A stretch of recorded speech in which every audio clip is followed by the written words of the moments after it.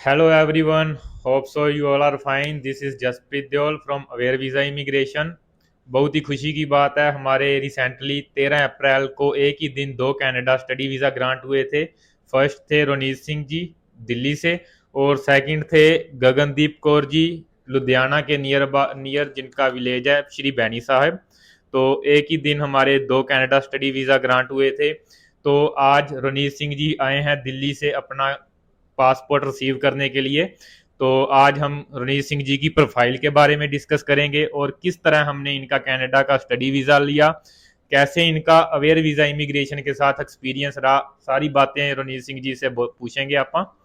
और सबसे पहले मैं रणजीत सिंह जी की प्रोफाइल बताना चाहूँगा। 2020 में इन्होंने अपनी 12th नॉन मेडिकल स्ट्रीम में की थी, जिसमें इनके बहुत ही अच्छे मार्क्स थे। इनकी जो परसेंटेज थी वो अबव 85% थी, और इनका आयल्स में बहुत ही अच्छा स्कोर था। इनके ओवरऑल 7 बैंड स्कोर थे।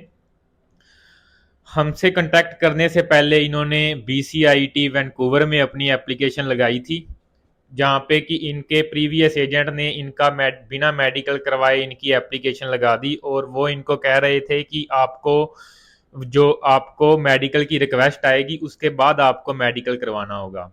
रणजीत सिंह जी के जो बड़े ब्रदर हैं वो विपुल जी, वो दुबई में हैं। उन्होंने किसी स्टूडेंट के थ्रू मेरा नंबर लिया और सारी बात उन्होंने मुझको बताई। तो मैंने उनको बताया कि रणजीत सिंह जी के बहुत ही अच्छे बैंड्स थे और इनको SDS कैटेगरी के अंडर ही फाइल लगानी चाहिए थी। और SDS कैटेगरी की एक रिक्वायरमेंट ये भी है कि SDS कैटेगरी में फाइल लगाने के लिए स्टूडेंट का मेडिकल होया होना चाहिए। तो मैंने उनको बताया कि अगर रणजीत सिंह जी का मेडिकल नहीं हुआ तो इनकी जो वीज़ा एप्लीकेशन है वो SDS कैटेगरी में नहीं लगी है। तो जैसे कि सितंबर तो 2021 इनका इनटेक था BCIT वैंकूवर में, और इनका रिजल्ट नहीं आया था, और इनकी जो स्टार्ट डेट थी कोर्स की वो निकल चुकी थी। तो उसके बाद मैंने इनके ब्रदर को सजेस्ट किया कि आपको जो वीज़ा एप्लीकेशन है वो विड्रॉ कर लेनी चाहिए, क्योंकि अगर आपका जो रिजल्ट आएगा तो वो रिफ्यूज़ल आएगी, क्योंकि आपने मेडिकल नहीं करवाया हुआ, और IRCC की तरफ से गाइडलाइंस है कि स्टूडेंट का मेडिकल मैंडेटरी है। तो मेरी बात को इन्होंने मानते हुए इन्होंने BCIT से अपना जो विड्रॉ है वो फाइल को करवा लिया, और उसके बाद मैंने इनको रेलेवेंट कोर्स इनको ढूंढ के दिए, जिसमें से इन्होंने bachelor of computer science Algoma University के अंदर चूज़ किया। हमने मई 2021 के लिए इनका जो है ऑफर लेटर अप्लाई किया था, और 20 दिसंबर को इनकी फाइल लगाई, और इनका 13 अप्रैल को पासपोर्ट सबमिशन रिक्वेस्ट आई थी हमें, और इनका जो वीज़ा है वो आप देख सकते हो ग्रांट होकर आ गया है। ओके। तो हम आज पूछेंगे रणजीत सिंह जी से।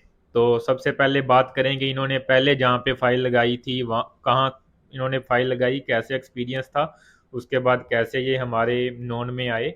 तो बात करते हैं रणजीत सिंह जी से। तो पहले हमने फ़ाइल लगवाई थी। एक मेरे ब्रदर के ही किसी इन्होंने रिकमेंड करा था कि उनको नया बिज़नेस स्टार्ट करना है इसका ही इमिग्रेशन वगैरह का। तो उन्होंने कहा आप हमसे फ़ाइल लगवा लो। तो हम मेरे ब्रदर को लगा कि प्रोफाइल स्ट्रांग है तो वीज़ा तो आ ही जाएगा। तो जैसे जैसे फिर उन्होंने फ़ाइल लगवाई, लेकिन अकॉर्डिंग टू माई प्रोफाइल उसको SGS कैटेगरी में लगना चाहिए था, लेकिन उन्होंने नॉन SGS में लगा दी थी।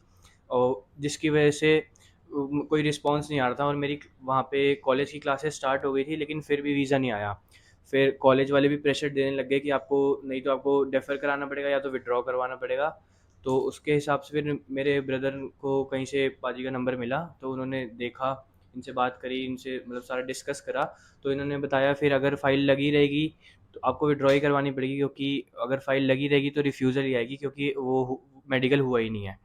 तो फिर हमने वहाँ से फ़ाइल विड्रॉ करवा ली, जिसकी वजह से हमारे अराउंड 2 लाख रुपीज़ उन्होंने वापस ही नहीं करे, क्योंकि वो जो रजिस्ट्रेशन फ़ीस होती है कॉलेज ने वो हमें वापस नहीं करी। तो उसके बाद हमने वहाँ से फ़ाइल विड्रॉ करवा के पाजी ने फिर हमें जैसे-जैसे गाइड करा। हम मैं वहाँ से फिर पाजी को मैंने डॉक्यूमेंट सारे मेल करे अपने। इन्होंने फिर मेरी प्रोफ़ाइल चेक करी कि कौन से कोर्स बिल्कुल रेलेवेंट है, किसमें मतलब अच्छा वो है, वो मिलेगा, अच्छे चांसेस है वीज़ा आने के। तो उस हिसाब से फिर हमने कोर्स सिलेक्ट करा, और फिर धीरे-धीरे फ़ाइल आगे बढ़ाई। और थोड़े ही दिनों में जैसे फ़ाइल लग गई थी 20 दिसंबर को, उसके बाद विद इन 80 डेज से भी अंडर अंडर वीज़ा आ गया था, क्योंकि जिसकी जो कि 80 डेज भी तब लगे क्योंकि थोड़ा सा रश ज़्यादा था कनाडा वीज़ा प्रोसेसिंग में, इस वजह से। और कोई दिक्कत नहीं आई हमें। तो मैं आपको बताना चाहूँगा कि रणवीर सिंह जी की प्रोफाइल हमने 20 दिसंबर को लगा दी थी। एट दैट टाइम कनाडा की जो वेबसाइट पे टाइम मेंशन था वो अराउंड 84 डेज था। तो हमने उसी चीज़ को मद्देनज़र रखते हुए फाइल को टाइम पे लगाया और हमारा टाइम पे वीज़ा आ गया।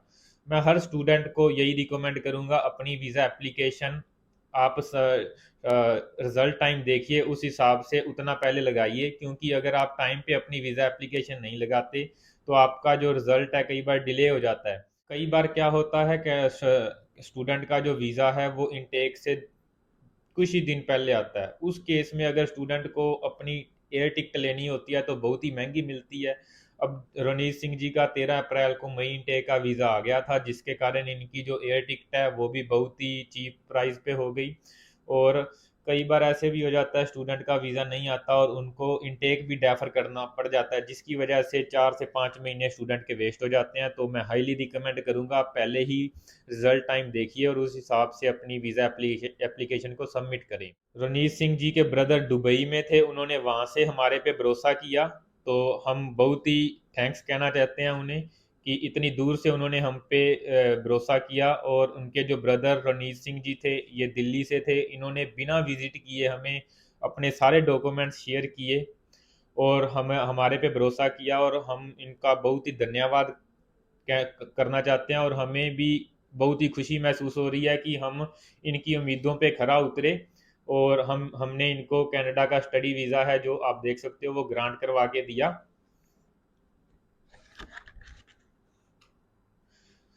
2 मई को रणजीत सिंह जी की ओरिएंटेशन है। तो उससे पहले ये कि अपना अल्गोमा यूनिवर्सिटी में जो एनरोलमेंट है वो करवा लेंगे और वहाँ पहुँच जाएंगे। किसी भी स्टूडेंट को किसी भी तरह की कोई भी क्वेरी है, डाउट है, वो हमारे नीचे दिए गए नंबर पे कॉल कर सकते हैं, हमारी ईमेल आईडी पे हमें मेल डाल सकते हैं। और आपको ऐसा सोचने की ज़रूरत नहीं है कि हमारी जो कंसल्टेंसी है वो सिरसा में है या फिर आपसे बहुत दूर है। तो रिजल्ट आपके सामने है। रणजीत सिंह जी दिल्ली से थे और उन्होंने हमारे पे से वीज़ा लगवाया। रणजीत सिंह जी ने आज फर्स्ट टाइम हमारे ऑफिस में विजिट किया है, वो भी अपना पासपोर्ट रिसीव करने के लिए। इससे पहले इन्होंने अपना पासपोर्ट हमें कोरियर कर दिया था और हमने इनकी वीज़ा स्टैंपिंग करवा दी थी। तो किसी भी तरह का आपका डाउट है हम बिल्कुल जेन्युइन गाइडेंस प्रोवाइड करते हैं। आप अपना केस हमें कभी भी डिस्कस कर सकते हो। Thanks a lot.